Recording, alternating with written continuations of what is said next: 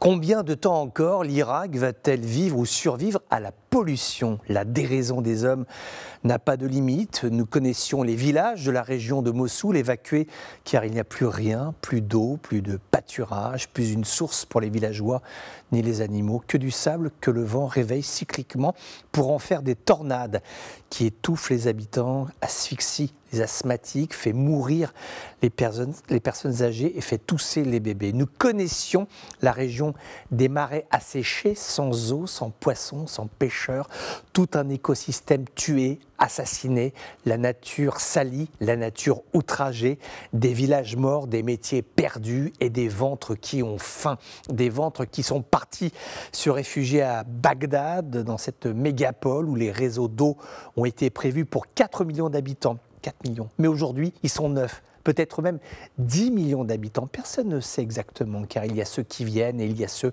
qui repartent pour aller chercher du travail autre part, chercher de quoi se nourrir, boire, sustenter aux besoins vitaux des enfants, essayer de leur donner un toit, une éducation, un avenir dans ce pays où les hôpitaux jettent leurs déchets médicaux dans les rivières, les poissons nagent au milieu des seringues et des organes humains, les poches de sang, les médicaments qui pourrissent dans une eau polluée par la présence humaine, car là-bas, la rivière est une poubelle.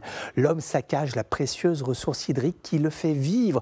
Le gouvernement irakien est parfaitement informé de la situation. Il s'est même mobilisé. Il a prévu des plans de réhabilitation des installations existantes qui sont insuffisantes, oui, mais qui sont là. Il faut les remettre d'aplomb pour que ça fonctionne au moins un peu. Donc déjà, essayer de retaper l'existant et ensuite être innovant et lancer une vraie politique de l'eau, tant au niveau de la ponction de la ressource dans les rivières, dans les nappes phréatiques, que dans la gestion de la ressource. L'agriculture irakienne a été laminée par des décennies de guerre, elle est à bout de souffle, elle est sous-équipée, elle travaille avec les moyens du bord. Or, le problème, c'est que nous pourrions même nous dire le drame. Le drame, c'est qu'en agriculture, les moyens du bord sont souvent hautement consommateurs d'eau, de quantités d'eau astronomiques qui sont gorgées d'engrais et qui détériorent les sols. C'est un drame, c'est un véritable drame, c'est un carnage, comme dans la Syrie voisine d'ailleurs, on n'en parle jamais, mais là-bas, les eaux de l'Euphrate sont à